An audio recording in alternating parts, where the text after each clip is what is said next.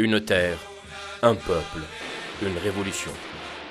C'est à partir de cet esprit équationnel que l'Algérie s'est investie à positiver les éléments bases de sa lutte contre le colonialisme français.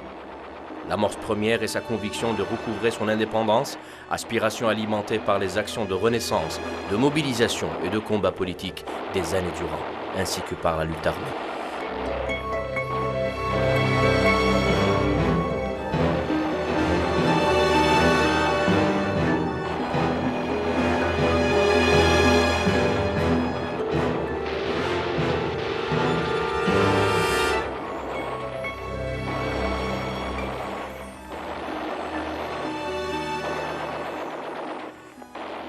Cette ferme conviction se réfléchit sur le terrain de bataille, dans la lutte contre les hordes du colonialisme français pour mettre terme aux exactions perpétrées vis-à-vis de l'identité nationale et à l'obscurantisme propagé depuis 1830.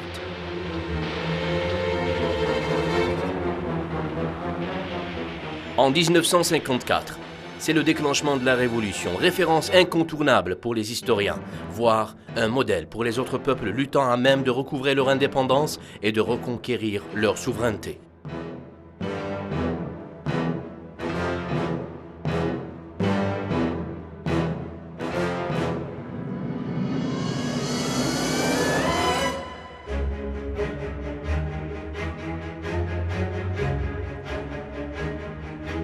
Les Algériens, assoiffés de liberté, ont adopté la Révolution de novembre dans les villages, les villes, les montagnes et même dans le sud. La Révolution n'est pas le concours du hasard, mais il s'agit d'un acquis, résultat d'expériences vécues par le peuple algérien dans la souffrance et la peine. Ces mêmes souffrances et peines sont à l'origine de la ténacité du peuple à son indépendance, en dépit de toutes les contraintes dues à l'hostilité du colonialisme français et à sa répression.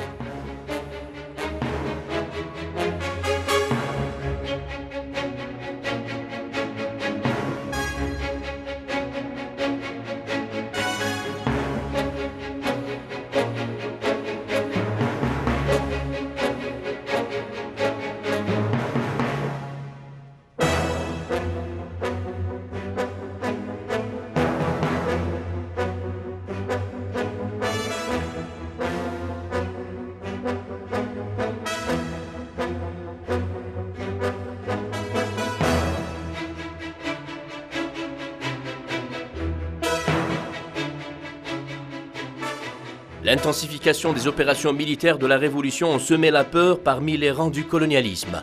C'est pourquoi il a déclenché la politique de la terre brûlée. Des effectifs militaires qui augmentaient, des villes, des villages et des campagnes assiégées. C'est le génocide. Le colonialisme français soupçonnait tout Algérien et toute Algérienne, voire tout ce qui a trait à l'Algérie.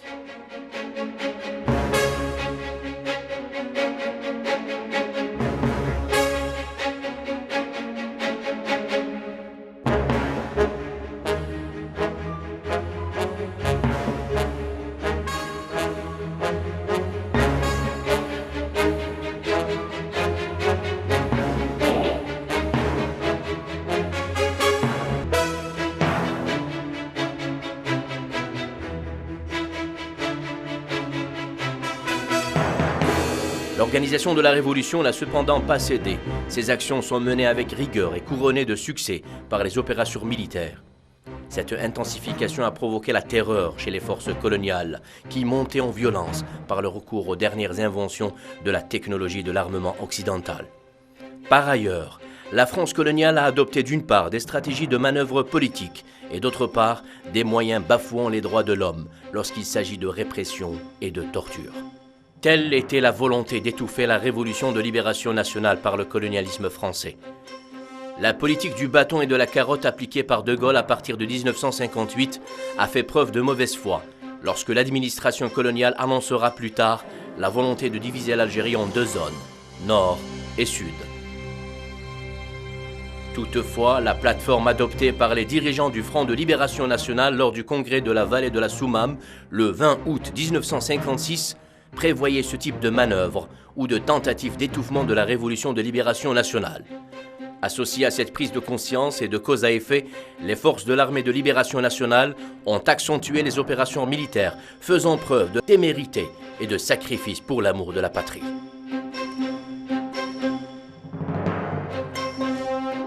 La révolution nationale a pu s'inscrire à l'ordre du jour de l'ONU, ayant pour revendication, à l'écoute du monde entier, la voix de l'Algérie libre. Ce qui est un échec de la politique coloniale insufflée par le général de Gaulle.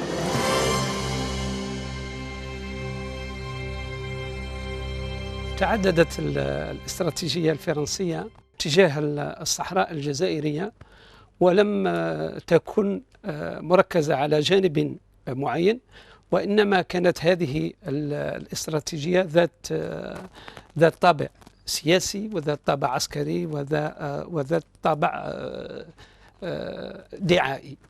طبعا وهذه الاستراتيجية الفرنسية مردها للأهمية والمكانة التي أفردتها فرنسا منذ دخولها إلى الجزائر إلى هذه البقعة الجغرافية التي تسمى بالصحراء. موقف الثورة الجزائرية تجلى بداية في ذلك المؤتمر الذي انعقد في أوت من سنة 1956، وهو مؤتمر الصمام. وكان طبعا كما هو متعارف عليه أن كان هدف هذا المؤتمر هو إعادة هيكلة الثورة من جميع النواحي السياسية والإدارية والاقتصادية والعسكرية. ومن بين القرارات الهامة ذلك القرار الذي نص على تشكيل أو تأسيس أو تكوين ولاية سادسة تسمى بالولاية السادسة، وقد احتلت الصحراء الجزء الأكبر من هذه الرقعة الجغرافية. وبتشكيل هذه الولاية تم أرسلت مجموعة من القيادات السياسية والعسكرية من الشمال الجزائري، ووجهت إلى هذه المناطق، وبدأ هؤلاء القادة في تكوين جبهات. موضوع الجبهة الجنوبية اهتمت به الثورة منذ بدايتها، وكان بالنسبة إليها موضوع جيوستراتيجي تمر من خلاله الأسلحة في البداية، خاصة عن طريق المنطقة الأولى والخامسة، وبطبيعة الحال عن طريق الجنوب الواسع الذي كانت له شبكة تسليح سابقة للثورة، ثم استمرت أثناء الثورة ووسعت. Ces avancées de la Révolution ont imposé de facto à la France coloniale de tenir des pourparlers avec le Front de Libération Nationale à Évian-les-Bains, en Suisse. Mais la délégation coloniale utilisait des faux fuyants sur une question intransigeante du FLN. Le colonialisme français voulait isoler le Sahara algérien du Nord, occasionnant par cette mesure de la poudre aux yeux aux Algériens du Sud, victimes de supplices et de génocides perpétrés à leur encontre.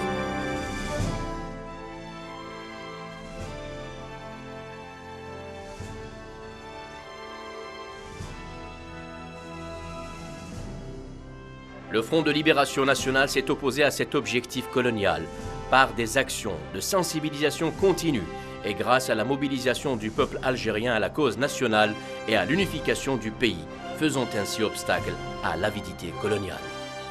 De Gaulle est face aux faits réels et imaginaires. En ce qui concerne la France, c'est un coup d'épée dans l'eau. Mais ce qui nous intéresse,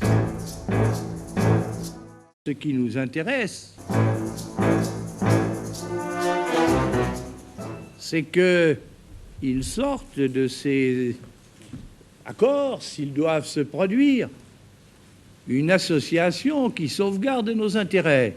La France ne pourrait poursuivre son expansion sans l'Afrique, et les richesses du sous-sol africain ne pourraient être exploitées sans la France. Faut-il convaincre les calculateurs?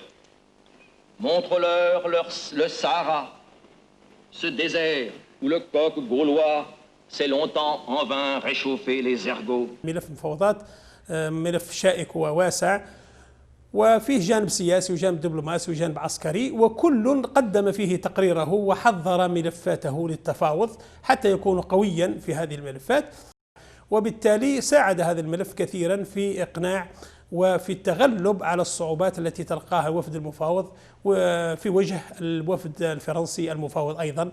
وحتى ذكرت بعض المؤلفات أن الفرنسيين تعجبوا من أنهم لما يطرحون أسئلة يجدون الجواب لدى الجزائريين بسرعة، كون الجزائريين بطبيعة الحال كونوا أنفسهم جيدا وحضروا ملفاتهم تحضيرا جيدا، وبالتالي تمكنوا من إفشال وليس إقناع، إفشال المخطط الواسع الذي قامت به فرنسا في هذه الفترة الزمنية لفصل الصحراء الجزائرية عن باقي الوطن. وخاصة عندما تأكدت السلطات الفرنسية بأن الجزائر لا محالة سيأتي عليها يوم وتستقل عن فرنسا. ولهذا فإن الفرنسيين تقريبا من الخمسينات من القرن الماضي بدأوا في وضع مجموعة من المشاريع.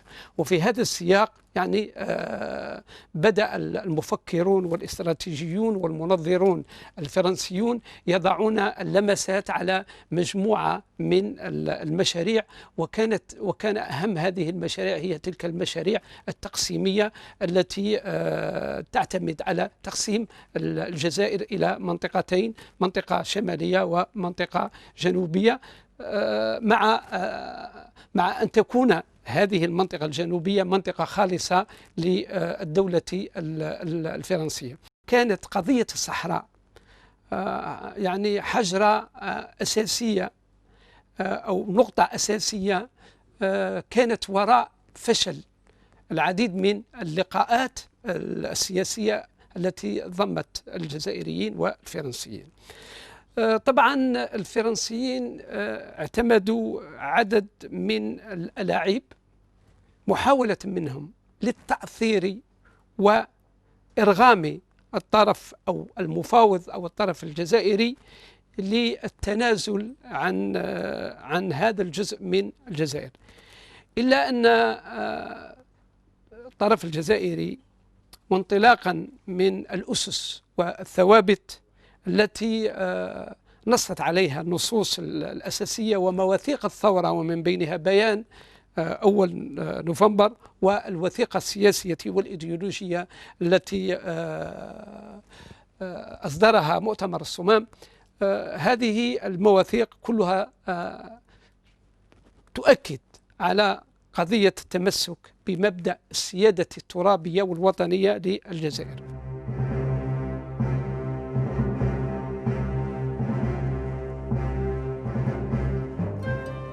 L'expérience acquise par le Front de libération nationale au fil des années de lutte dans sa confrontation au colonialisme sur les fronts militaires et diplomatiques a permis à la Révolution de freiner la machine de vol coloniale des richesses de notre pays, notamment en pétrole, alors que De Gaulle voulait par la carte de l'or noir taire les critiques acerbes de l'opinion française en métropole. Il a accordé de l'importance capitale au Sahara algérien, ce qui lui a valu frustration et échec.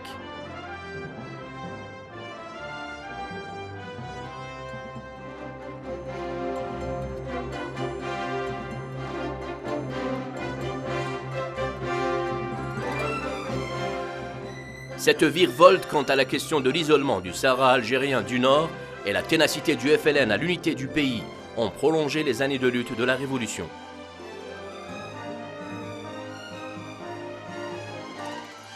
وهذه الأهمية كذلك تعود إلى عاملين اثنين.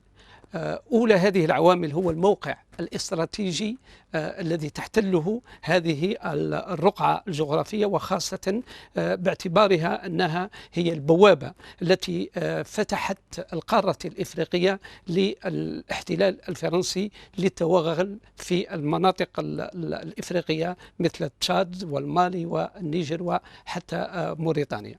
الأهمية الثانية التي تتميز بها الصحراء الجزائرية هي ما تزخر به أراضيها من موارد أو من مصادر اقتصادية متعددة، وأظهرت